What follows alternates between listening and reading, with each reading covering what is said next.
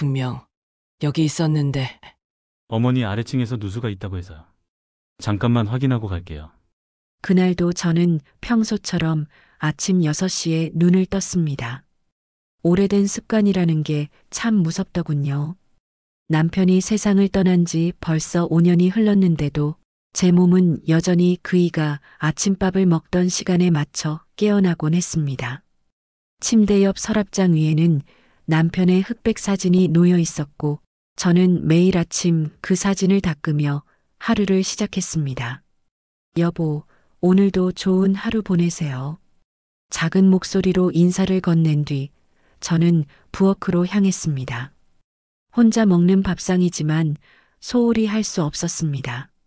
된장국 한 그릇, 김치 몇 점, 그리고 어젯밤에 삶아둔 계란 하나. 소박하지만 정갈한 아침상을 차리고 앉으니 맞은편 빈자리가 유난히 크게 느껴졌습니다. 정말이지, 이렇게 혼자 먹는 밥이 이렇게 큰 건지 몰랐어. 설거지를 마치고 거실 창문을 열자 10월의 선선한 바람이 얼굴을 스쳤습니다. 아파트 앞 은행나무 잎이 노랗게 물들어가고 있었습니다. 가을이 깊어가는구나 하고 생각하며 베란다로 나가 빨래를 널기 시작했습니다. 혼자 사는 집이라 빨래도 얼마 되지 않았습니다. 속옷 몇 벌, 수건 2장, 그리고 잠옷 1벌. 엄마 혼자 사는데 빨래가 뭐가 그렇게 많겠어. 걱정 마. 딸아이에게 항상 하던 말이었습니다. 하지만 사실 빨래가 적다는 건 함께할 사람이 없다는 뜻이기도 했습니다. 빨래를 널며 문득 손녀 지민이가 생각났습니다. 이제 초등학교 4학년이 된 지민이 얼마 전 전화 통화에서 할머니, 나 피아노 대회에서 상 탔어. 라고 자랑하던 목소리가 귓가에 맴돌았습니다. 보고 싶네. 우리 손녀. 하지만 지민이는 서울에 살고 저는 경기도의 이 작은 아파트에 삽니다. 딸 지연이가 엄마, 우리 집으로 오세요. 지민이도 할머니 보고 싶어 해요라고 할 때마다 저는 괜찮아. 엄마는 여기가 편해라고 대답했습니다. 정말 편해서일까요? 아니면 딸에게 짐이 되고 싶지 않아서일까요? 저도 잘 모르겠습니다. 다만 이 집에는 남편과 함께했던 40년의 추억이 스며 있고 그것만으로도 저는 이곳을 떠날 수 없었습니다. 오전 10시쯤 장을 보러 나갔습니다. 엘리베이터를 타고 1층으로 내려가는데 5층에서 한 젊은 남자가 타더군요. 키가 훤칠하고 깔끔한 작업복을 입은 30대 중반쯤 되어 보이는 남자였습니다. 안녕하세요, 어머니. 그가 먼저 밝게 인사를 건넸습니다. 요즘 젊은 사람들은 어른한테 인사도 잘 안 하는데 신기한 일이었습니다. 안녕하세요. 저도 어색하게 고개를 숙였습니다. 엘리베이터 문이 열리고 그가 먼저 내리면서 또 한 번 인사를 했습니다. 좋은 하루 보내세요. 참 예의 바른 젊은이네. 시장에 가는 내내 그 젊은이 생각이 났습니다. 요즘 세상에 저런 사람도 있구나 싶어 마음이 따뜻해졌습니다. 아마 이 아파트 어디 사는 사람이겠지 하고 생각하며 장을 봤습니다. 무, 배추, 대파. 김장 준비는 아직 이르지만 미리미리 장을 봐두는 게 좋더군요. 장바구니를 들고 아파트로 돌아오는 길이 유난히 힘들었습니다. 예전에는 이 정도 무게쯤이야 아무렇지도 않았는데 요즘은 계단 몇 개만 올라가도 숨이 찼습니다. 나이가 드니까 이것도 힘드네. 엘리베이터 앞에서 숨을 고르고 있는데 아까 그 젊은 남자가 또 나타났습니다. 어머니, 제가 들어드릴게요. 아니, 괜찮아요. 제가 들 수 있어요. 아니에요, 제가 들게요. 어디 사세요? 7층인데. 아, 저도 7층이에요. 처음 뵙네요. 그가 환하게 웃으며 장바구니를 들어주었습니다. 7층까지 함께 올라가는 동안 그는 이런저런 이야기를 건넸습니다. 여기 살은 지 얼마 안 됐어요. 일 때문에 이사 왔는데 동네가 조용하고 좋네요. 그래요? 여기 산지 오래됐어요. 저는. 혹시 혼자 사세요? 불편한 거 있으시면 언제든 말씀하세요. 참 친절하네. 현관 앞까지 장바구니를 들여다 준 그에게 감사 인사를 하고 문을 닫았습니다. 장을 정리하며 문득 기분이 좋아졌습니다. 혼자 사는 게 외롭긴 해도 이렇게 친절한 이웃이 있다는 게 위안이 되었습니다. 오후에는 거실 소파에 앉아 TV를 켰습니다. 일일 드라마가 나오고 있었는데 고부간의 갈등을 다루는 내용이더군요. 화면 속 며느리가 시어머니에게 서운한 마음을 토로하는 장면에서 저도 모르게 한숨이 나왔습니다. 나도 한때는 저랬지. 시집살이가 힘들었던 젊은 시절이 떠올랐습니다. 하지만 이제는 그 시어머니도 세상을 떠나셨고 남편도 없습니다. 그때는 힘들다고 생각했는데 지금 생각해보면 그래도 누군가와 함께했던 시간이었습니다. 저녁 6시쯤 딸에게서 전화가 왔습니다. 엄마, 잘 지내세요? 응, 잘 지내지. 너는? 저는 바빠요. 회사 일이 좀 많아서. 지민이는 학원 갔고. 그래. 몸 챙겨 먹고. 엄마도요. 밥 잘 드세요. 엄마, 죄송한데 제가 지금 회의에 들어가야 해서 주말에 다시 전화할게요. 그래.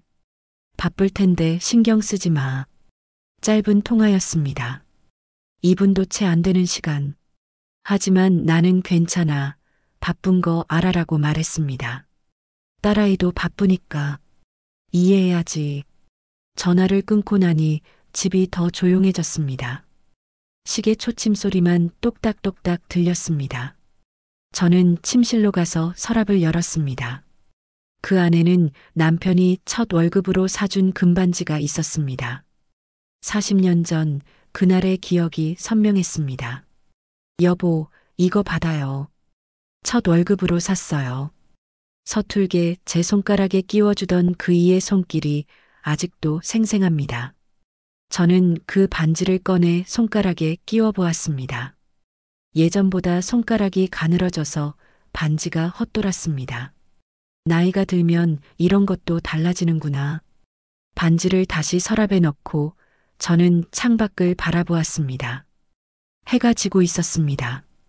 혼자 보는 노을은 아름다우면서도 쓸쓸했습니다. 이틀 후 또 그 젊은이를 복도에서 마주쳤습니다. 어머니, 안녕하세요. 안녕하세요. 요즘 날씨가 추워지는데 건강 조심하세요. 아, 그리고 혹시 집에 불편한 거 있으면 언제든 말씀하세요. 제가 도와드릴게요. 고마워요. 근데 이름이 뭐예요? 아, 최민수라고 해요. 편하게 민수라고 부르세요. 그래요, 민수 씨.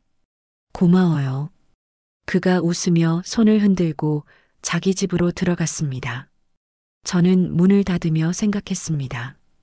요즘 세상에도 이렇게 착한 젊은이가 있네. 딸이 저렇게 자주 연락하면 좋을 텐데. 하지만 곧 고개를 저었습니다. 아니야, 딸도 바쁜데. 내가 이해해야지.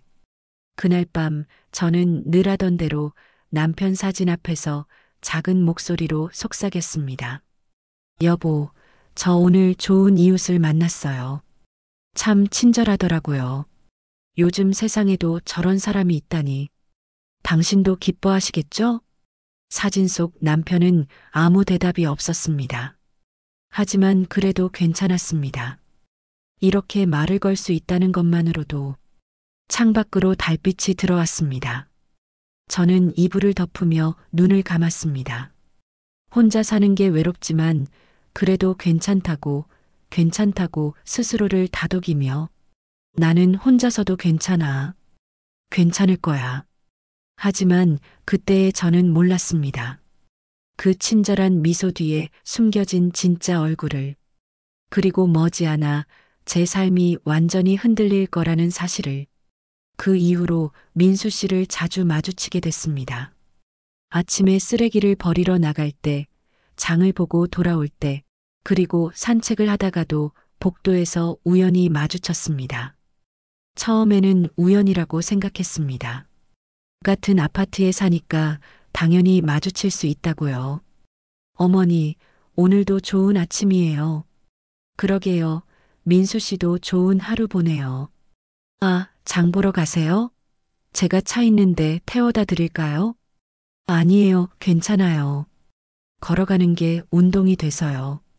그래도 요즘 날씨가 추운데 혹시 무거운 거 사시면 연락하세요. 제가 도와드릴게요. 그의 친절함은 진심처럼 느껴졌습니다. 웃는 얼굴도 밝았고 말투도 정중했습니다. 저는 점점 그에게 마음을 열게 됐습니다. 어느 날 오후 마트에서 쌀 10kg을 사고 집으로 돌아오는데 정말 힘들었습니다. 젊었을 때는 이 정도쯤이야 아무렇지도 않았는데 이제는 엘리베이터까지 가는 것도 벅찼습니다. 숨을 헐떡이며 잠시 쉬고 있는데 마침 민수 씨가 나타났습니다. 어머니, 제가 들어드릴게요. 이거 너무 무거우시잖아요. 아이고, 고마워요. 미안하네. 아니에요. 당연한 거죠. 저도 우리 어머니가 계신데 어머니를 대하듯 해드리는 거예요. 효자네, 효자야. 그가 쌀을 들고 7층까지 올라와 현관 앞까지 날라다 주었습니다. 저는 고마운 마음에 물이라도 한 잔 드리려고 했습니다. 민수 씨, 물이라도 한 잔하고 가세요. 아니에요, 괜찮아요. 제가 할 일 했을 뿐이에요. 그래도 미안해서 어떡해요. 정말 괜찮아요. 다음에 또 무거운 거 있으면 언제든 연락하세요. 그렇게 말하고 손을 흔들며 내려갔습니다. 문을 닫고 나니 가슴 한편이 따뜻해졌습니다. 세상이 각박하다고 하지만 아직 따뜻한 사람들이 있구나. 그날 저녁 딸에게 전화를 걸었습니다. 이 좋은 일을 딸에게도 이야기하고 싶었습니다. 여보세요, 지연아? 엄마, 무슨 일이세요? 갑자기 전화를 하시니까 놀랐잖아요. 아니, 그냥 엄마 기분이 좋아서 오늘 아파트에 사는 젊은 친구가 쌀 날라주고 갔어. 엄마, 그거 조심하세요. 요즘 혼자 사시는 분들 노리는 사기꾼들 많다고 뉴스에서 봤어요. 아니야, 그 친구는 아니야. 정말 착한 애야. 예의도 바르고. 그래도 엄마 모르는 사람한테 너무 쉽게 마음 주시면 안 돼요. 알았죠? 알았어, 알았어. 엄마가 그것도 모르겠니? 딸의 목소리에는 걱정이 섞여 있었지만 저는 조금 서운했습니다. 나도 분별력이 있는데 딸이 날 너무 걱정하는구나. 통화를 끊고 나니 아까의 기분 좋음이 조금 사그라들었습니다. 하지만 곧 고개를 저었습니다. 딸이 걱정해서 그런 거지. 민수 씨는 정말 좋은 사람이야. 며칠 후 또 민수 씨를 만났습니다. 이번에는 그가 먼저 다가왔습니다. 어머니, 혹시 집에 고장난 거 없으세요? 전구 같은 거? 아, 화장실 세면대가 막혔는데. 내가 고쳐보려고요. 아니, 그러시면 안 되죠. 제가 갈아드릴게요. 지금 시간 괜찮으세요? 그래도 돼요? 미안한데. 괜찮아요. 금방이에요. 그가 공구함을 들고 제 집에 왔습니다. 처음으로 다른 사람이 집에 들어오는 것이었습니다. 남편이 떠난 후 5년 동안 딸 말고는 아무도 이 집에 들어온 적이 없었습니다. 민수 씨는 화장실 하수구를 빠르게 고쳤습니다. 그리고 거실을 둘러보며 말했습니다. 어머니, 혼자 사시니까 집이 정말 깔끔하네요. 그래요? 고마워요. 가족 사진이 많으시네요. 따님이세요? 응, 딸이랑 손녀. 서울에 살아요. 자주 못 뵙겠네요. 외로우시겠어요. 뭐, 그래도 괜찮아요. 딸이 바쁘니까. 그가 고개를 끄덕이며 공감하는 표정을 지었습니다. 그리고 부엌 쪽을 보더니 물었습니다. 혹시 수도에서 물 새는 데 없으세요? 제가 한번 봐드릴까요? 아니, 괜찮아요. 아직까지는 문제 없어요. 그래도 한번 확인해 드릴게요. 나중에 큰 문제 되면 수리비가 많이 나와요. 그는 부엌으로 가서 싱크대 아래를 살펴봤습니다. 그리고 화장실도 들어가 보더니 고개를 저었습니다. 다행히 문제 없네요. 그런데 어머니, 보일러는 점검 받으셨어요? 아니, 점검을 받아야 하나요? 겨울 되기 전에 받으시는 게 좋아요. 제가 아는 업체 있는데 연락 드릴까요? 그럴까요? 고마워요. 민수 씨가 나간 후 저는 왠지 모를 안도감을 느꼈습니다. 이렇게 챙겨주는 사람이 있으니 든든하네. 하지만 동시에 작은 불편함도 있었습니다. 집 안 곳곳을 둘러본 것이 조금. 아니, 그건 제가 예민한 거겠죠.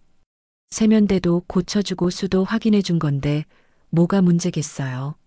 내가 너무 의심이 많나? 좋은 사람인데. 그날 밤 서랍장을 열어 금반지를 꺼내 보았습니다. 반지를 손가락에 끼우며 남편에게 말을 걸었습니다. 여보, 오늘 민수 씨가 세면대도 고쳐주고 수도도 확인해 줬어요. 참 착한 친구예요. 우리 딸도 저렇게 자주 와주면 좋을 텐데. 그 순간 가슴 한편이 찡했습니다.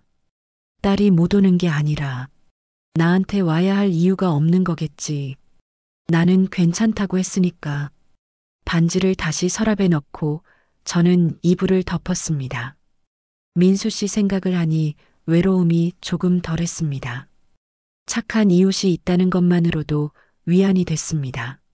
나흘 후 저녁 6시쯤이었습니다. 저는 저녁 준비를 하고 있었는데 초인종이 울렸습니다. 인터폰 화면을 보니 민수 씨였습니다. 어머니, 저 민수예요. 민수 씨. 무슨 일이에요? 아, 그게 아래층에서 천장에 물이 샌다고 하는데요. 혹시 화장실이나 부엌에서 물 샌 적 없으세요? 아니요, 없는데. 그럼 한번 확인해 봐야 할 것 같아요.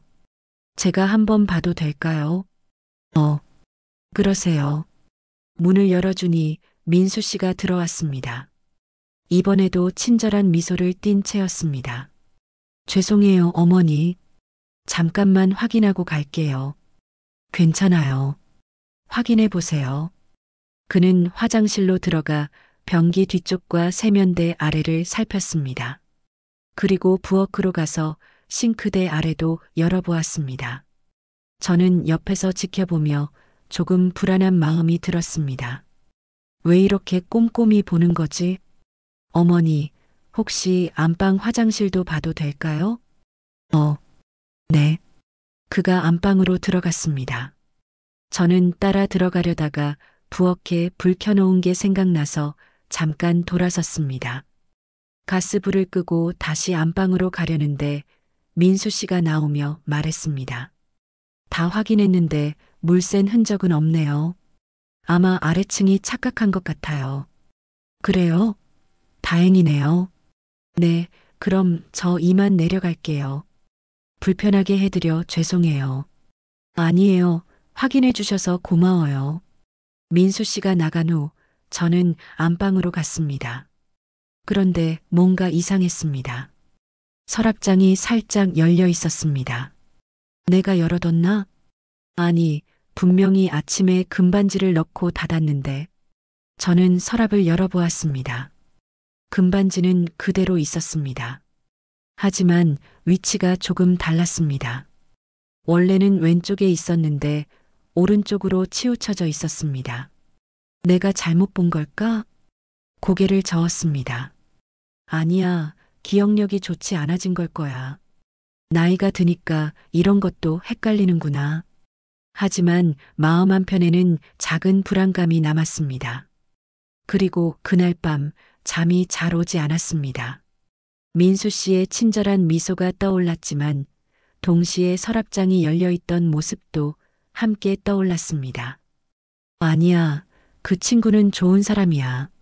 내가 너무 예민한 거야. 이불을 뒤집어 쓰고 눈을 감았습니다. 하지만 잠은 쉽게 오지 않았습니다. 그리고 그 작은 불안감은 머지않아 현실이 될 것이었습니다. 다음 날 아침 저는 평소보다 일찍 일어났습니다. 어젯밤 잠을 설쳐서인지 머리가 무겁고 몸이 개운하지 않았습니다. 하지만 그래도 일상은 지켜야 했습니다. 남편 사진을 닦고 아침 식사를 준비하고 설거지를 하고 어젯밤 일은 내가 잘못 본 거겠지. 스스로를 다독이며 하루를 시작했습니다. 하지만 마음 한편의 불안감은 쉽게 가시지 않았습니다. 서랍장을 몇 번이나 확인했습니다. 금반지는 그대로 있었습니다. 하지만 왜인지 자꾸 신경이 쓰였습니다. 오전에 옆집 순자 씨가 찾아왔습니다. 순자 씨는 저보다 2살 어리지만 훨씬 활발하고 적극적인 성격이었습니다. 20년 넘게 옆집에 살면서 서로 의지하는 사이가 됐습니다. 영수가 커피 한잔 하자. 내가 케이크도 샀어. 그래, 들어와. 순자 씨가 케이크 상자를 들고 들어왔습니다. 우리는 거실 소파에 앉아 커피를 마시며 이런저런 이야기를 나눴습니다. 영수가 요즘 괜찮아? 안색이 안 좋아 보여. 응? 그래. 어젯밤에 잠을 못 잤어. 왜? 무슨 일 있어? 순자 씨의 걱정스러운 눈빛을 보니 어젯밤 일을 말하고 싶어졌습니다. 하지만 입이 떨어지지 않았습니다. 말하면 뭔가 이상한 사람처럼 보일 것 같았습니다. 아니, 그냥 잠이 안 와서. 요즘 잠 안 오는 사람이 어디 한둘이야. 나도 그래. 근데 영수가 너 요즘 누구 자주 만나? 응? 누구? 아니, 며칠 전에 복도에서 봤는데 젊은 남자랑 같이 있더라고. 누구야? 아, 그 친구. 7층에 사는 민수 씨. 참 착한 친구야. 전구도 갈아주고 쌀도 날라주고. 순자 씨의 표정이 굳어졌습니다. 영수가 그 사람 정말 7층에 사는 사람 맞아. 응, 그렇다고 했어. 왜? 아니, 며칠 전에 4층에서도 그 사람 봤거든. 복도에서 서성이는 걸. 그때는 누구 찾아가나 보다 했는데. 그럴 수도 있지. 친구 만나러 갔을 수도 있고. 그래도 조심해. 요즘 아파트에 수상한 사람들이 돌아다닌다고 관리사무소에서 공지 나왔잖아. 알았어. 조심할게. 순자 씨의 말에 어젯밤의 불안감이 다시 살아났습니다. 하지만 저는 애써 무시하려 했습니다. 순자 씨가 너무 걱정하는 거야. 민수 씨는 좋은 사람이야. 순자 씨가 돌아간 후 저는 혼자 남았습니다. 집이 유난히 조용했습니다. 시계 소리만 똑딱똑딱 들렸습니다. 저는 서랍장 앞에 앉아 금반지를 꺼내 보았습니다. 여보, 내가 이상한 건가요? 아니면 정말로 뭔가 잘못된 건가요? 하지만 사진 속 남편은 대답이 없었습니다. 저는 반지를 다시 서랍에 넣고 이번에는 확실하게 위치를 기억했습니다. 서랍 왼쪽, 손수건 밑, 그리고 서랍을 꼭꼭 눌러 닫았습니다. 오후 3시쯤 딸에게 전화를 걸었습니다. 누군가와 이야기하고 싶었습니다. 여보세요, 엄마? 지연아? 엄마야. 무슨 일이세요? 목소리가 이상한데. 아니야, 그냥 내 목소리 듣고 싶어서. 엄마, 혹시 어디 아프세요? 아니야, 괜찮아. 그냥 좀 외로워서. 전화 너머로 한숨 소리가 들렸습니다. 엄마, 제가 이번 주말에 갈게요. 괜찮으시죠? 아니야, 바쁠 텐데. 괜찮아. 엄마가 괜찮아. 엄마, 항상 괜찮다고만 하시면 저 진짜 괜찮은 줄 알잖아요. 정말 괜찮아. 걱정하지 마. 알았어요. 그래도 이상한 거 있으면 바로 전화하세요. 알았죠? 응, 알았어. 전화를 끊고 나니 더 외로워졌습니다. 딸에게 말하고 싶었습니다. 어젯밤 일도 순자 씨가 한 말도. 하지만 입이 떨어지지 않았습니다. 딸이 걱정할까봐. 내가 이상한 사람처럼 보일까봐. 저녁을 먹고 설거지를 하는데 현관문 초인종이 울렸습니다. 인터폰을 보니 민수 씨였습니다. 심장이 쿵 내려앉았습니다. 어머니, 저 민수예요. 혹시 지금 괜찮으세요? 무슨 일이에요? 아, 어제 확인했던 거 있잖아요. 관리사무소에서 다시 한번 확인해 달라고 해서요. 금방이에요. 저는 망설였습니다. 문을 열어야 할까? 아니면 내일 관리사무소에 직접 전화해서 확인해야 할까? 아니야, 내가 너무 예민한 거야. 관리사무소에서 그랬다잖아. 문을 열었습니다. 민수 씨가 들어왔습니다. 이번에도 밝은 미소를 띠고 있었습니다. 죄송해요, 어머니. 금방 확인하고 갈게요.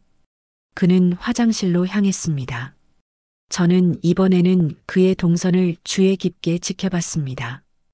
화장실에서 나와 부엌으로, 그리고 베란다 쪽으로. 그런데 잠깐 그가 안방 쪽을 힐끔 쳐다봤습니다. 왜 안방을 쳐다보지? 어머니, 안방도 다시 한번 봐도 될까요? 어제 봤잖아요. 그래도 한 번 더 확인하는 게 좋을 것 같아서요. 그럼 제가 같이 가죠. 저는 그를 따라 안방으로 들어갔습니다. 이번에는 눈을 떼지 않고 지켜봤습니다. 그가 화장실을 확인하고 창문 쪽을 확인하고 그리고 서랍장 쪽을 슬쩍 봤습니다. 다 확인했어요. 이상 없네요. 그래요. 그럼 저 이만 가볼게요. 불편하게 해드려 죄송해요. 민수 씨가 나간 후 저는 곧장 서랍장으로 달려갔습니다. 서랍을 열었습니다. 금반지는 그대로 있었습니다. 하지만 위치가 달랐습니다. 분명히 손수건 밑 왼쪽에 뒀는데 이번에는 손수건이 약간 구겨져 있고 반지가 오른쪽으로 치우쳐져 있었습니다. 아니야. 이건 손이 떨렸습니다. 가슴이 두근거렸습니다. 내가 착각한 걸까? 아니면 정말로. 그날 밤 저는 잠을 이룰 수 없었습니다. 계속 서랍장을 확인했습니다. 금반지를 꺼내보고 다시 넣고 또 확인하고 새벽 3시가 넘어서야 겨우 눈을 붙일 수 있었습니다. 그리고 꿈을 꿨습니다. 민수 씨가 웃으며 제 집에 들어오는 꿈. 하지만 그의 미소가 점점 이상하게 변하고 그가 서랍을 열어 금반지를 꺼내는 꿈. 안 돼. 비명을 지르며 깼습니다. 온몸이 식은땀으로 젖어 있었습니다. 시계를 보니 새벽 5시. 밖은 아직 어두웠습니다. 저는 일어나 서랍을 열었습니다. 금반지는 그대로 있었습니다. 하지만 이제는 확신이 들었습니다. 뭔가 잘못됐어. 분명히 잘못됐어. 하지만 누구에게 말해야 할까요? 딸, 순자 씨, 경찰? 근데 뭐라고 말하지? 금반지는 그대로 있는데 위치만 달라졌다고? 사람들이 날 믿어줄까? 저는 창밖을 바라보았습니다. 해가 떠오르고 있었습니다. 새로운 하루가 시작되고 있었습니다. 하지만 저는 알고 있었습니다. 이제 뭔가를 해야 한다는 것을, 더 이상 외면할 수 없다는 것을. 며칠이 지났습니다. 저는 민수 씨를 피하기 시작했습니다. 복도에서 마주칠까봐 조심스럽게 문을 열고 쓰레기를 버릴 때도 주변을 살폈습니다. 하지만 이상하게도 그는 더 이상 나타나지 않았습니다. 내가 너무 예민했나? 아니면 불안감은 여전했지만 일상은 계속됐습니다. 장을 보고 밥을 먹고 TV를 보고 하지만 늘 신경이 곤두서 있었습니다. 초인종만 울려도 가슴이 두근거렸습니다. 어느 날 오후 순자 씨가 급하게 찾아왔습니다. 영수가 문 좀 열어봐. 급해. 문을 열자 순자 씨가 숨을 헐떡이며 들어왔습니다. 왜 그래? 무슨 일이야? 영수가 너, 그 민수 씨라는 사람 조심해야 할 것 같아. 왜? 무슨 일 있어? 아까 관리사무소에 갔다 오는데 경비 아저씨가 그러시는 거야. 요즘 이 아파트 주변에 수상한 사람들이 배회한다고. 독거노인 집을 노리는 사기꾼들이래. 가슴이 철렁 내려앉았습니다. 그래서 내가 물어봤어. 혹시 젊은 남자가 작업복 입고 돌아다니는 거 봤냐고. 그랬더니 영수가 그 사람 여기 사는 사람 아니래. 뭐? 아래층에 602호는 부부가 사는 집이고 그 집엔 젊은 남자가 없대. 그리고 며칠 전에 4층에서도 누가 그런 사람이 집에 들어오려고 했다고 신고했대. 머릿속이 하얘졌습니다. 순자 씨의 목소리가 멀리서 들리는 것 같았습니다. 영수가 너, 혹시 그 사람한테 집안을 보여준 적 있어? 고개를 끄덕였습니다. 입술이 떨렸습니다. 몇 번, 전구도 갈아줬고 누수 확인한다고. 아이고, 영수가 왜 그랬어? 관리사무소에 확인도 안 하고. 순자 씨의 목소리에 자책감이 섞여 있었습니다. 하지만 저를 탓하는 게 아니라 걱정하는 것이었습니다. 그 사람, 혹시 집안에서 뭔가 가져간 거 없어? 금반지 생각이 났습니다. 서랍장으로 달려갔습니다. 서랍을 열었습니다. 금반지는 그대로 있었습니다. 아니, 아직은 없어. 다 있어. 정말? 확실해? 응, 확실해. 순자 씨가 안도의 한숨을 쉬었습니다. 그래도 영수가 경찰에 신고해야 해.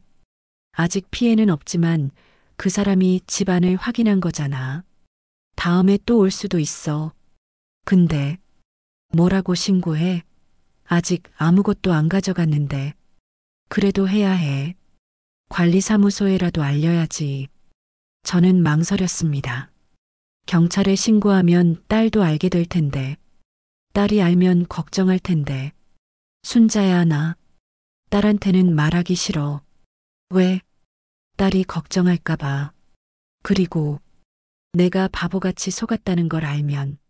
순자 씨가 제 손을 잡았습니다. 영수가 바보 같은 게 아니야. 누구나 속을 수 있어. 그 사람이 그만큼 교활한 거지. 자책하지 마. 눈물이 났습니다. 순자 씨의 따뜻한 손을 느끼며 눈물이 주르륵 흘러내렸습니다. 순자야, 나 정말 바보 같아. 외로웠어. 그래서 그 사람이 친절하니까 좋았어. 누군가 날 챙겨준다는 게. 알아. 나도 알아. 혼자 사는 게 얼마나 외로운지. 순자 씨도 눈물을 글썽였습니다. 순자 씨도 5년 전 남편을 잃고 혼자 살고 있었습니다. 우리는 같은 처지였습니다. 영수가 우리 함께 관리사무소에 가자. 그리고 딸한테도 알려야 해. 가족이 알아야 해. 근데 영수가 내가 괜찮다고 하면 딸은 정말 괜찮은 줄 알아. 이번엔 솔직하게 말해야 해. 고개를 끄덕였습니다. 순자 씨 말이 맞았습니다. 더 이상 혼자 감당할 수 없었습니다. 우리는 함께 관리사무소로 갔습니다. 경비 아저씨께 상황을 설명했습니다. 경비 아저씨는 심각한 표정으로 고개를 끄덕였습니다. 어머님, 즉시 경찰에 신고하셔야 합니다. CCTV 확인도 해봐야 하고요. 근데 아직 아무것도 안 가져갔는데 그래도 집안에 침입한 것 자체가 문제입니다. 그리고 그 사람이 다시 올 수도 있어요. 집으로 돌아와 저는 떨리는 손으로 딸에게 전화를 걸었습니다. 여보세요, 엄마? 지연아, 엄마야. 왜요? 목소리가 왜 그래요? 지연아, 사실은 목이 메었습니다. 말을 이어가기가 힘들었습니다. 엄마, 무슨 일이에요? 어디 아프세요? 아니야. 아픈 건 아닌데. 지연아, 사실 순자 씨가 옆에서 제 어깨를 두드려 주었습니다. 용기를 내서 말했습니다. 이웃이라고 생각했던 사람이 사기꾼이었던 것 같아. 전화 너머로 딸의 숨소리가 들렸습니다. 엄마, 뭐라고요? 미안해, 지연아. 엄마가 바보같이. 엄마, 지금 어디세요? 집이세요? 제가 지금 바로 갈게요. 아무것도 만지지 마시고 그대로 계세요. 지연아, 바쁠 텐데. 엄마, 지금 그게 중요한 게 아니에요. 제가 금방 갈게요. 전화가 끊겼습니다. 저는 순자 씨를 바라보았습니다. 딸이, 뭔데? 잘했어, 영수가. 가족이 알아야 해. 그날 저녁 딸이 달려왔습니다. 숨을 헐떡이며 현관문을 열고 들어온 딸의 얼굴은 창백했습니다. 엄마, 딸이 저를 꽉 안았습니다. 딸의 품에 안겨 저는 비로소 울음을 터뜨렸습니다. 미안해, 지연아. 엄마가 미안해. 엄마 괜찮아요. 엄마 잘못 아니에요. 딸이 제 등을 토닥이며 말했습니다. 오랜만에 느껴보는 딸의 체온이었습니다. 순자 씨가 조용히 자리를 비켜주었습니다. 딸과 저는 한참을 안고 있었습니다. 그리고 딸이 말했습니다.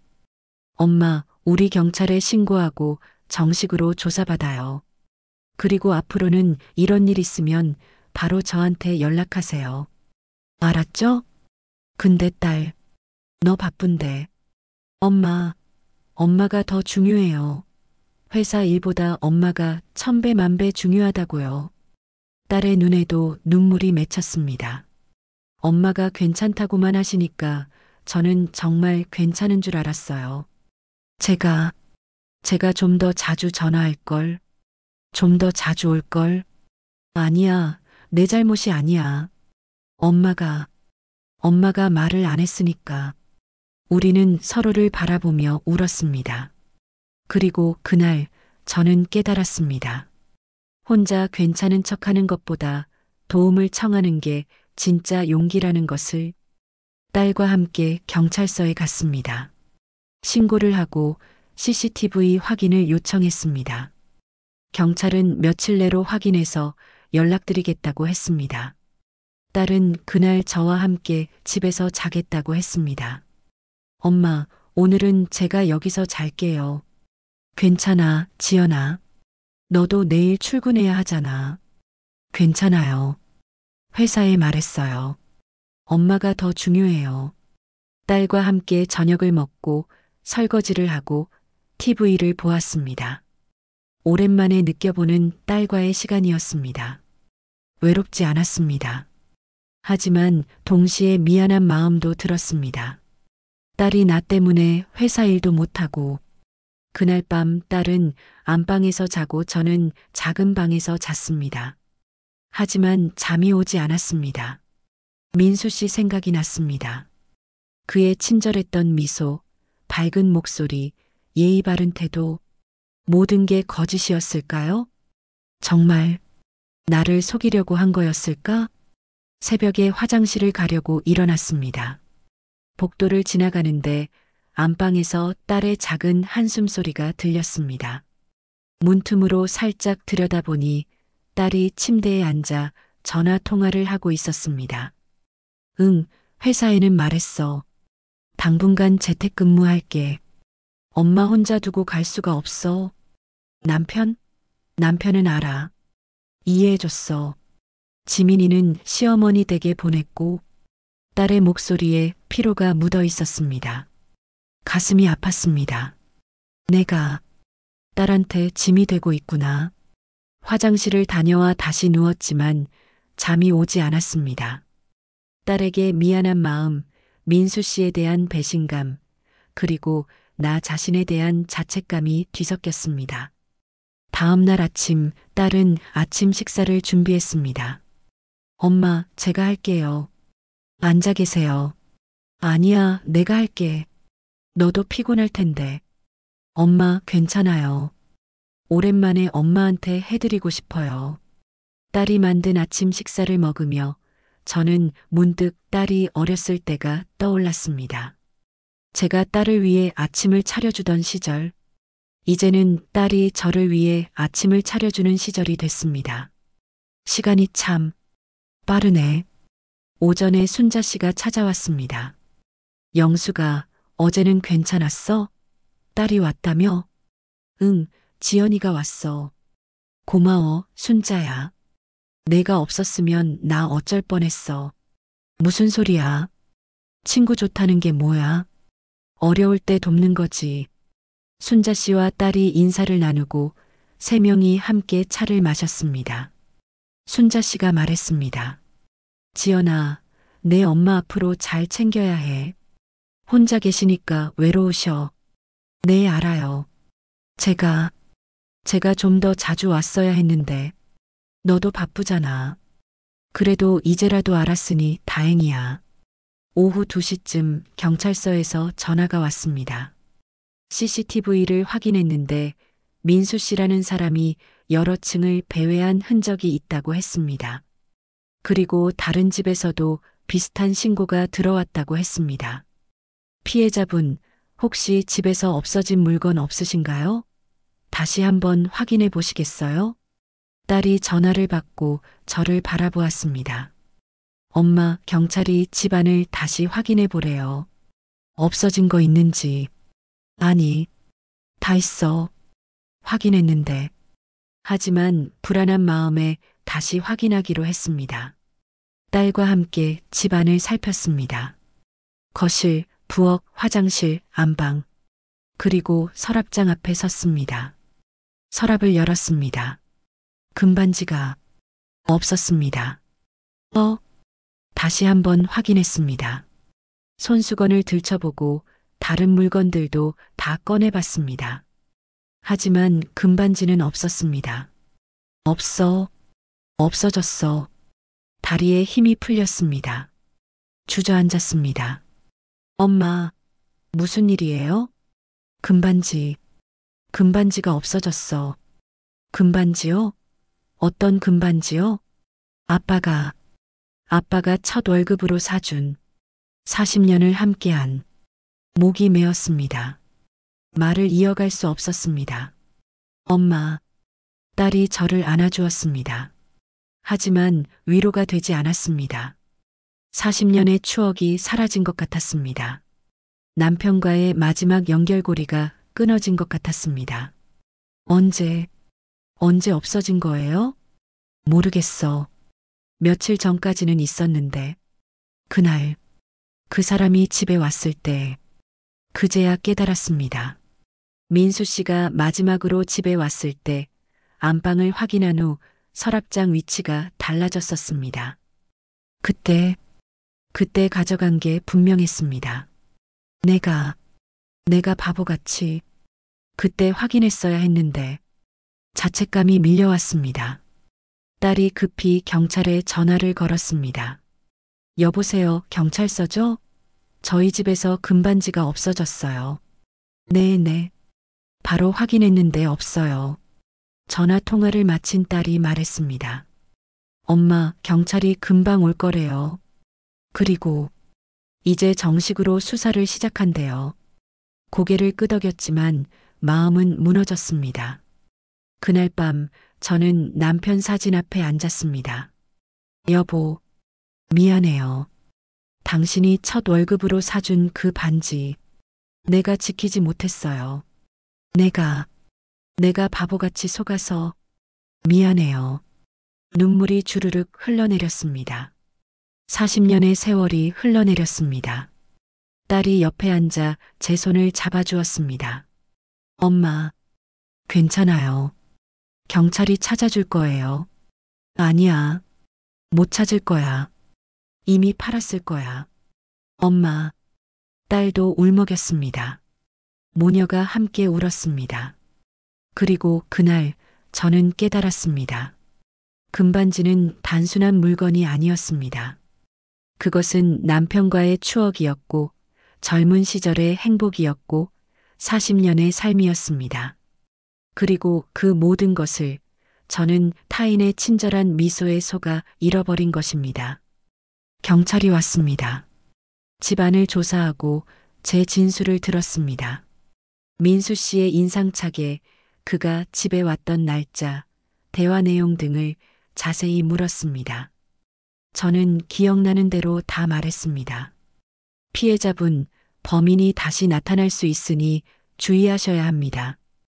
혹시 또 찾아오면 절대 문 열지 마시고 바로 112에 신고하세요. 네, 알겠습니다. 경찰이 돌아간 후 딸이 말했습니다. 엄마, 당분간 제가 여기 있을게요. 아니면 우리 집으로 가실래요? 아니야. 여기가 좋아. 엄마, 혼자 계시면 위험해요. 괜찮아. 이제 조심할게. 엄마. 딸의 걱정스러운 눈빛을 보니 미안했습니다. 하지만 딸의 집으로 가는 것도 부담스러웠습니다. 딸에게 짐이 되고 싶지 않았습니다. 며칠이 지났습니다.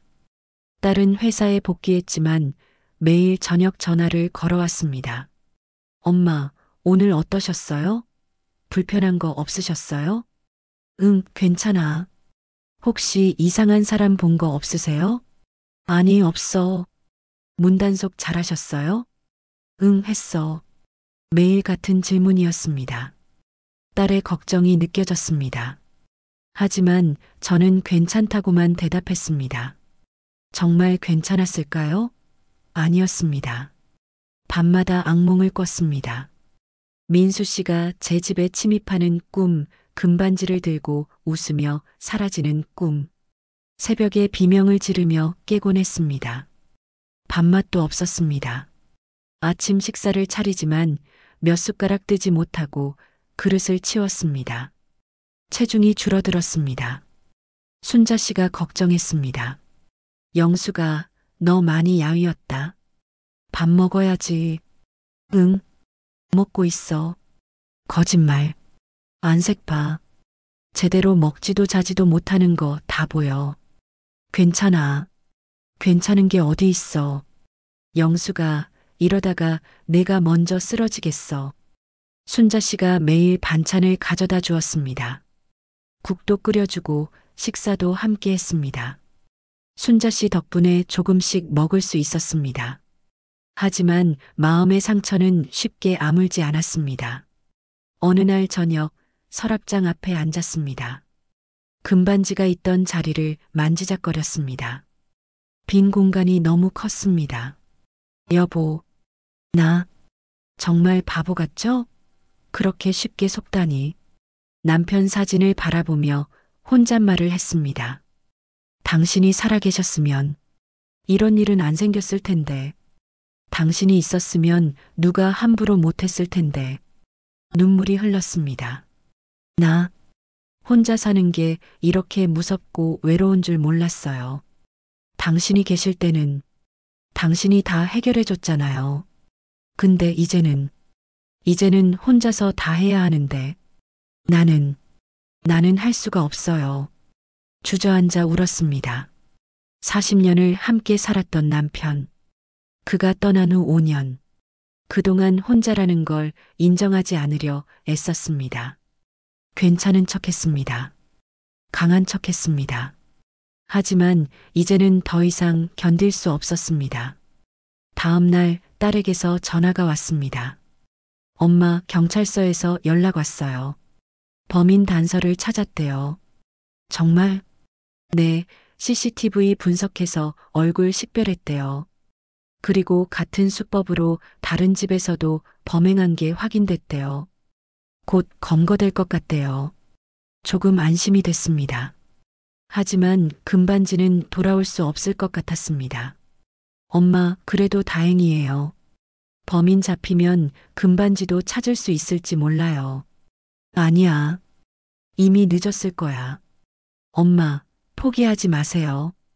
경찰이 최선을 다한대요. 전화를 끊고 창밖을 바라보았습니다.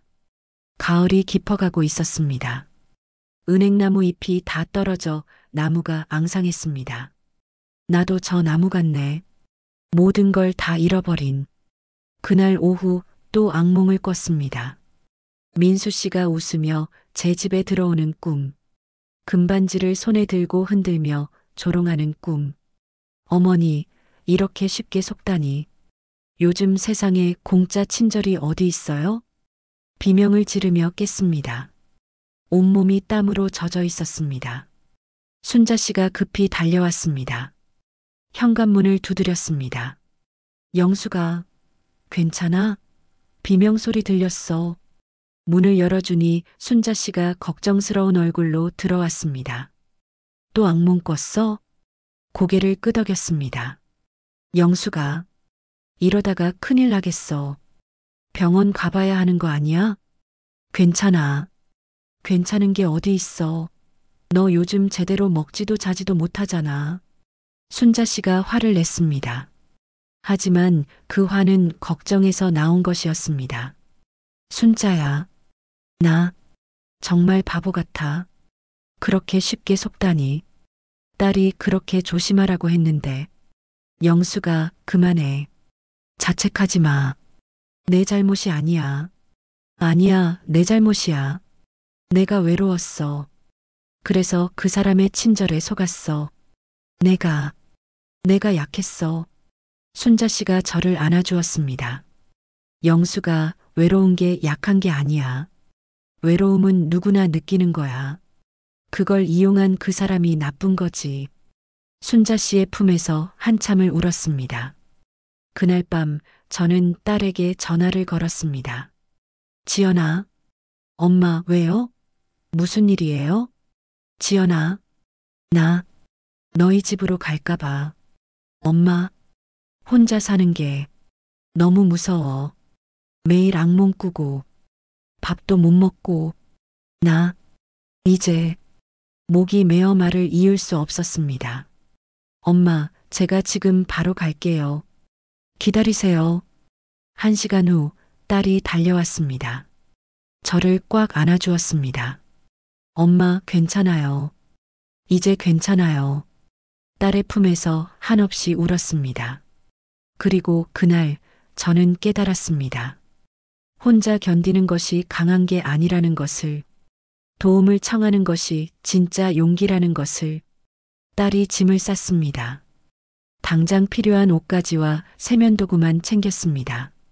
엄마, 일단 우리 집으로 가요. 여기는 좀 정리하고 나중에 다시 올게요. 근데 여기 집은 나중에 생각해요. 지금은 엄마가 중요해요. 딸의 차를 타고 서울로 향했습니다. 창밖으로 익숙한 풍경들이 지나갔습니다. 20년을 살았던 아파트, 자주 가던 시장, 순자 씨와 산책하던 공원. 이제 여기를 떠나는구나. 가슴이 아팠습니다. 하지만 동시에 안도감도 들었습니다. 딸의 집에 도착했습니다. 손녀 지민이가 달려 나왔습니다. 할머니, 지민아. 지민이가 저를 안았습니다. 아이의 따뜻한 체온이 느껴졌습니다. 할머니, 보고 싶었어요. 이제 우리 집에서 사는 거예요? 응. 할머니가 잠깐. 좋아요. 할머니랑 매일 같이 있을 수 있어요. 지민이의 밝은 얼굴을 보니 조금 마음이 풀렸습니다. 며칠이 지났습니다. 딸의 집에서 지내는 것은 낯설었지만 외롭지는 않았습니다. 아침에 지민이가 학교 가는 모습을 보고 저녁에는 딸과 함께 식사를 했습니다. 하지만 여전히 악몽은 계속됐습니다. 민수 씨가 나타나는 꿈, 금반지를 잃어버리는 꿈. 어느 날 오후 경찰서에서 전화가 왔습니다. 딸이 전화를 받았습니다. 네. 정말요? 아, 감사합니다. 딸의 얼굴이 밝아졌습니다. 엄마, 범인 잡혔대요. 정말? 네. 다른 아파트에서 또 범행하려다가 잡혔대요. 그리고 엄마 금반지도 찾았대요. 가슴이 두근거렸습니다. 정말로? 네. 아직 팔지 않았대요. 경찰서에서 확인하러 오래요. 딸과 함께 경찰서에 갔습니다. 경찰이 증거물 봉투를 가져왔습니다. 그 안에 금반지가 있었습니다. 아, 손이 떨렸습니다. 봉투를 열고 금반지를 꺼냈습니다. 40년을 함께했던 그 반지, 다시 제 손에 돌아왔습니다. 여보, 눈물이 흘렀습니다. 반지를 손가락에 끼워 보았습니다. 여전히 손가락이 가늘어져서 헛돌았지만 그래도 좋았습니다. 경찰이 설명했습니다. 범인은 정민호라는 35세 남성입니다. 여러 아파트를 돌아다니며 독거노인을 상대로 같은 수법으로 범행을 저질렀습니다. 피해자가 총 7명입니다. 7명이나. 네, 피해자분께서 신고해 주신 덕분에 더 큰 피해를 막을 수 있었습니다. 집으로 돌아오는 길 딸이 말했습니다. 엄마, 그래도 다행이에요. 금반지 찾았잖아요. 그래, 다행이야. 하지만 마음 한편은 여전히 무거웠습니다. 금반지는 돌아왔지만 그 과정에서 잃어버린 것들이 너무 많았습니다. 믿음, 안정감, 그리고 독립적으로 살아갈 자신감. 그날 밤 금반지를 들고 남편 사진 앞에 앉았습니다. 딸의 집에도 남편 사진을 가져와 놓았습니다. 여보, 반지 찾았어요. 당신이 준 그 반지, 다시 돌아왔어요.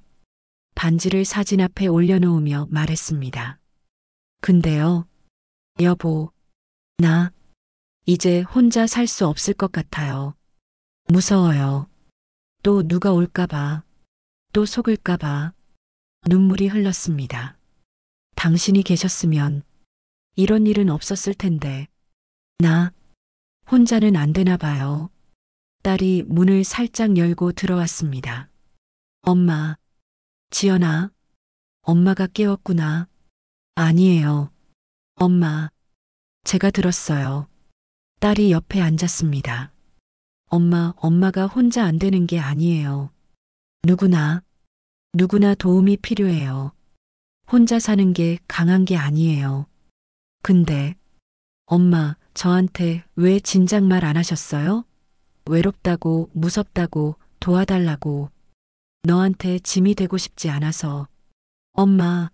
엄마가 짐이라니요. 엄마는 제 엄마예요.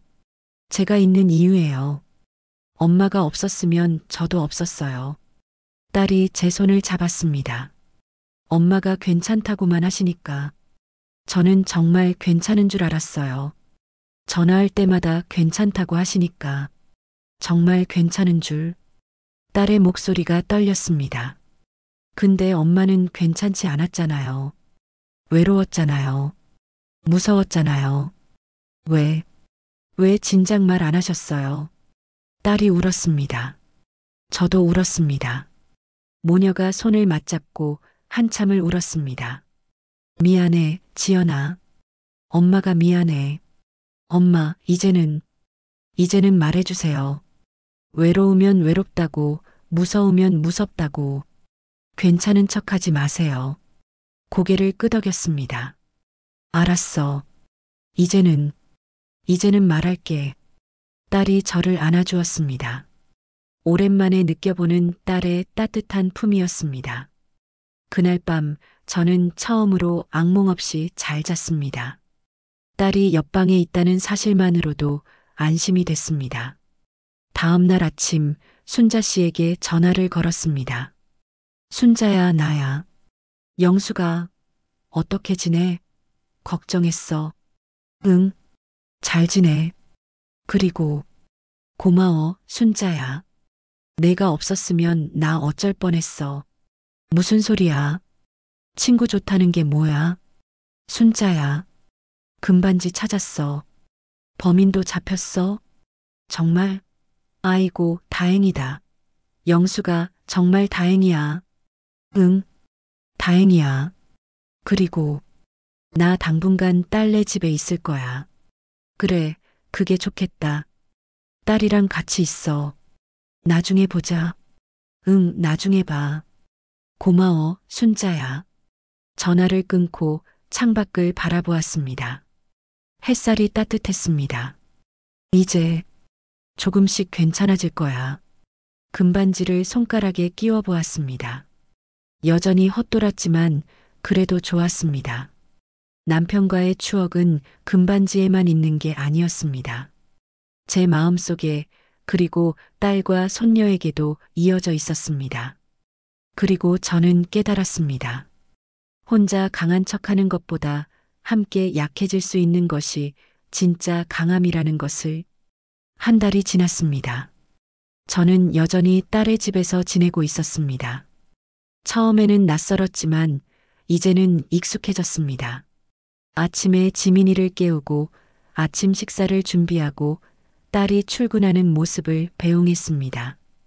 지민이와 함께 보내는 시간이 행복했습니다. 학교에서 돌아온 지민이가 숙제를 할 때 옆에서 지켜보고 피아노 연습하는 모습을 보며 박수를 쳐주었습니다. 할머니, 제가 잘 치고 있어요? 응, 정말 잘한다. 우리 지민이 천재야. 할머니가 옆에 있으니까 더 잘 되는 것 같아요. 지민이의 밝은 웃음을 보며 저도 웃었습니다. 하지만 여전히 밤이 되면 불안했습니다. 민수 씨가 나타나는 악몽은 줄어들었지만 완전히 사라지지는 않았습니다. 그리고 문득 예전 집이 그리웠습니다. 20년을 살았던 그 집, 남편과 함께했던 추억이 담긴 그 집. 어느 날 오후 딸이 일찍 퇴근했습니다. 엄마, 오늘 관리사무소에서 연락 왔어요. 엄마 집 때문에. 무슨 일인데? 관리비 문제도 있고 집을 어떻게 할지 결정해야 한대요. 계속 비워둘 수는 없으니까. 그렇구나. 엄마, 우리 그 집 어떻게 할까요? 팔까요? 아니면 계속 두실 거예요? 깊은 한숨이 나왔습니다. 모르겠어.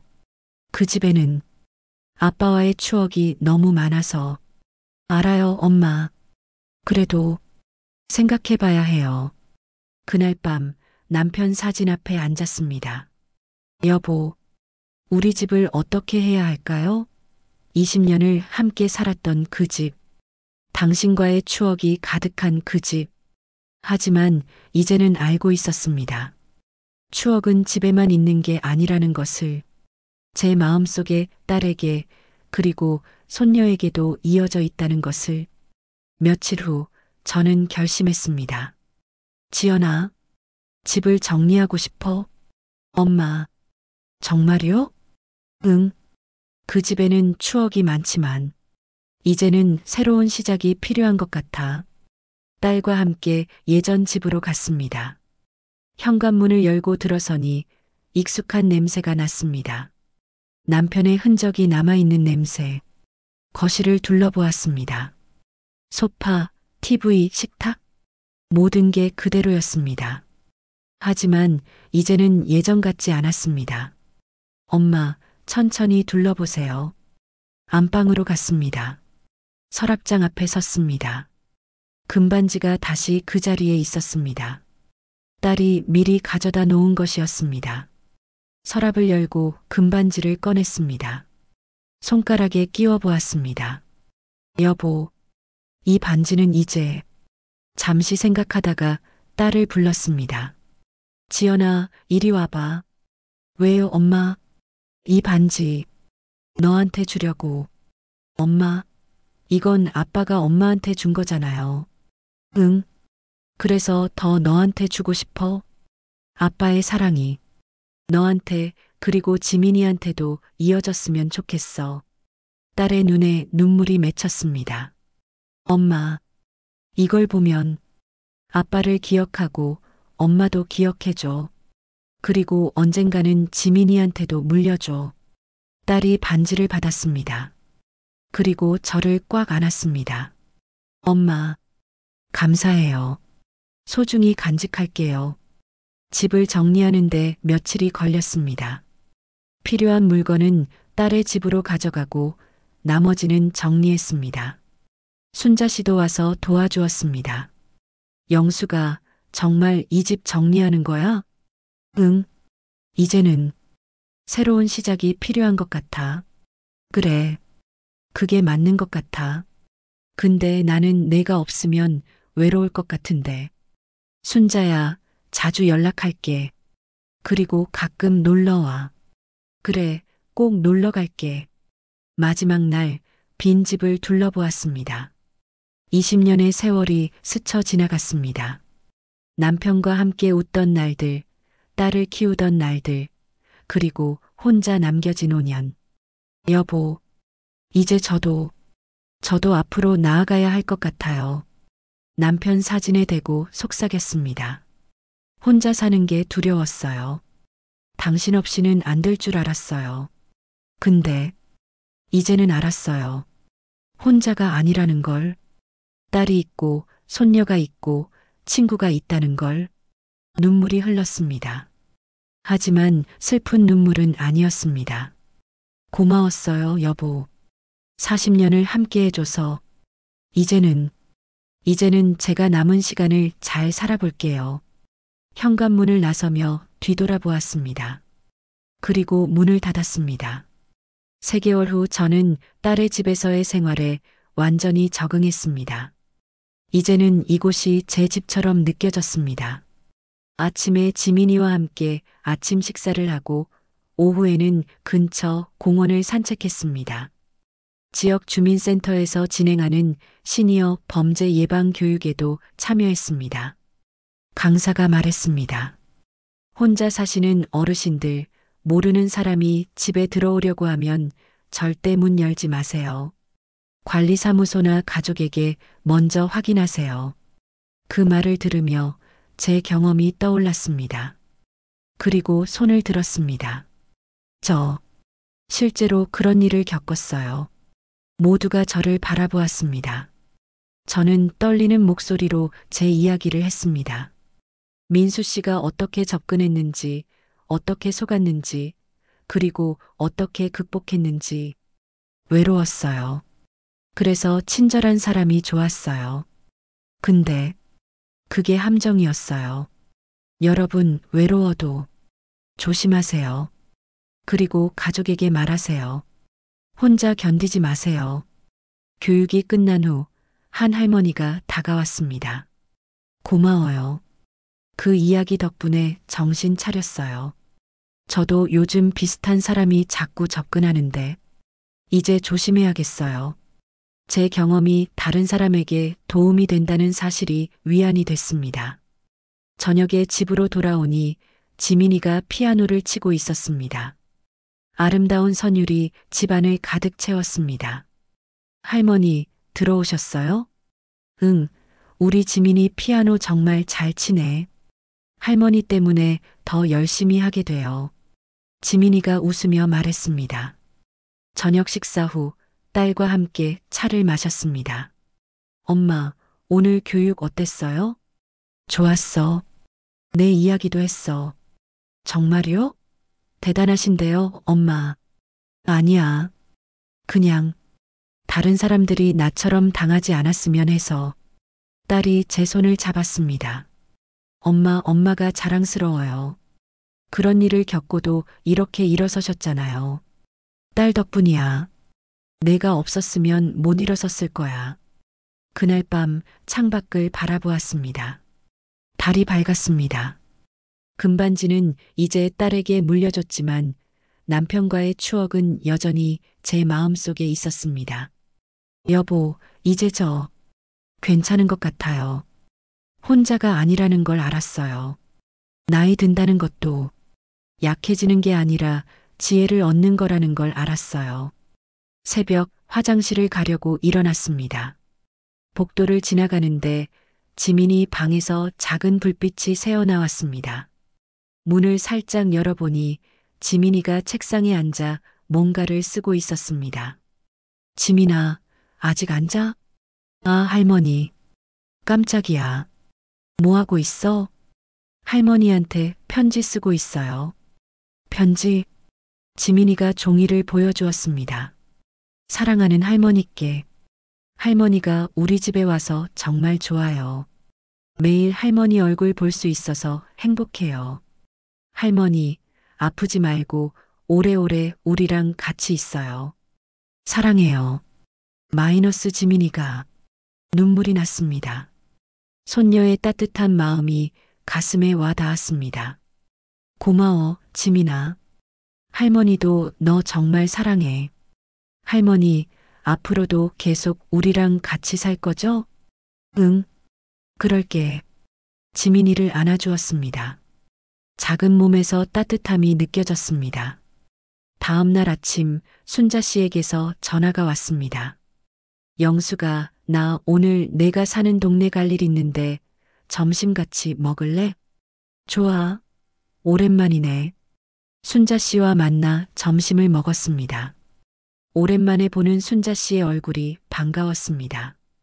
영수가 요즘 많이 좋아 보여. 안색도 좋고, 응, 이제 좀 괜찮아진 것 같아. 다행이야. 내가 너무 걱정됐어. 고마워, 순자야. 내가 없었으면 정말 어쩔 뻔했어. 무슨 소리야? 친구 좋다는 게 뭐야? 순자 씨와 이야기를 나누며 웃었습니다. 오랜만에 느껴보는 진심 어린 웃음이었습니다. 그날 저녁 온 가족이 함께 저녁을 먹었습니다. 딸의 남편도 일찍 퇴근했습니다. 식탁에 둘러앉아 이야기를 나누며 밥을 먹었습니다. 할머니, 이거 드셔보세요. 제가 좋아하는 반찬이에요. 지민이가 반찬을 제 앞에 놓아주었습니다. 고마워, 지민아. 따뜻한 밥 한 숟가락을 입에 넣었습니다. 맛있었습니다. 혼자 먹던 밥과는 달랐습니다. 이게 가족이구나. 식사 후 거실에서 함께 TV를 보았습니다. 지민이가 제 옆에 붙어 앉았습니다. 할머니, 따뜻해요. 그래, 할머니도 따뜻해. 지민이의 작은 손을 잡았습니다. 40년 전 남편이 제 손을 잡아주던 그 느낌이 떠올랐습니다. 하지만 이제는 슬프지 않았습니다. 남편은 떠났지만 그의 사랑은 딸을 통해, 손녀를 통해 이어지고 있었습니다. 그날 밤 잠들기 전에 창밖을 바라보았습니다. 별이 반짝였습니다. 여보, 저 이제 괜찮아요. 나이 드는 게 두렵지 않아요. 약해지는 게 아니라 지혜를 얻는 거라는 걸 알았어요. 별빛이 제 얼굴을 비췄습니다. 따뜻했습니다. 혼자가 아니라는 걸 이제는 알아요. 딸이 있고 손녀가 있고 친구가 있어요. 그리고 당신도 제 마음속에 있어요. 눈을 감았습니다. 오늘은 악몽을 꾸지 않을 것 같았습니다. 6개월 후 봄이 왔습니다. 창밖으로 벚꽃이 피어나고 있었습니다. 저는 지민이와 함께 근처 공원으로 산책을 나갔습니다. 할머니, 꽃이 정말 예뻐요. 그러게, 봄이 왔구나. 할머니, 저 꽃나무 밑에서 사진 찍어요. 지민이가 제 손을 잡고 벚꽃나무 아래로 달려갔습니다. 딸이 휴대폰으로 사진을 찍어 주었습니다. 하나, 둘, 셋. 찰칵. 사진 속에는 웃고 있는 할머니와 손녀가 있었습니다. 공원 벤치에 앉아 쉬는데 한 할머니가 다가왔습니다. 혹시 시니어 범죄 예방 교육에서 이야기하셨던 분 아니세요? 아, 네. 맞아요. 저도 그 교육 들었어요. 그 이야기 덕분에 정말 도움이 많이 됐어요. 고맙습니다. 아니에요. 제 경험이 도움이 됐다니 다행이에요. 할머니가 가고 나서 딸이 말했습니다. 엄마 정말 대단하세요. 그런 일을 겪고도 다른 사람을 도우시다니. 아니야. 나도 처음엔 너무 힘들었어. 근데 내 경험이 다른 사람에게 도움이 된다는 걸 알았을 때 그게 위안이 됐어. 딸이 제 손을 잡았습니다. 엄마, 앞으로도 우리 함께해요. 오래오래. 그래. 함께하자. 집으로 돌아오는 길, 문득 예전 집이 생각났습니다. 하지만 이제는 그립지 않았습니다. 추억은 그곳에 있는 게 아니라 제 안에 있었으니까요. 그날 저녁 온 가족이 함께 저녁을 먹으며 이야기를 나눴습니다. 지민이가 학교에서 있었던 일을 이야기하고 딸이 회사 이야기를 했습니다. 저도 오늘 공원에서 만난 할머니 이야기를 했습니다. 평범한 저녁이었습니다. 하지만 그 평범함이 얼마나 소중한지 이제는 알고 있었습니다. 밤 침대에 누워 천장을 바라보았습니다. 70년을 살았구나. 남편과 40년, 혼자 5년, 그리고 이제 딸과 함께 길고 긴 시간이었습니다. 행복한 날도 있었고 힘든 날도 있었습니다. 속았던 날도 있었고 극복한 날도 있었습니다. 하지만 이제는 알고 있었습니다. 나이 든다는 것은 약해지는 게 아니라 지혜를 얻는 것이라는 걸, 혼자라는 것은 외로운 게 아니라 독립적인 것이라는 걸, 하지만 독립적이라는 것은 도움을 거부하는 게 아니라 필요할 때 도움을 요청할 수 있는 용기를 가진 것이라는 걸, 이제는 괜찮아. 눈을 감았습니다. 편안했습니다. 그리고 그날 밤 꿈을 꿨습니다. 남편이 나타나 웃으며 말했습니다. 여보, 잘 견뎌냈어요. 이제는 당신 삶을 사세요. 나는 항상 당신 곁에 있을 거예요. 꿈속에서 저는 웃으며 대답했습니다. 고마워요, 여보. 이제는 제가 잘 살아볼게요. 아침에 눈을 떴을 때 눈가에 눈물이 맺혀 있었습니다. 하지만 슬픈 눈물이 아니었습니다. 창문을 열었습니다. 봄바람이 들어왔습니다. 따뜻했습니다. 새로운 하루가 시작됐습니다. 그리고 저는 알고 있었습니다. 이제는 혼자가 아니라는 것을, 나이 들면 끝이 아니라 새로운 시작이라는 것을, 그리고 앞으로 남은 시간을 지혜롭게, 평온하게, 사랑하는 사람들과 함께 살아갈 것이라는 것을.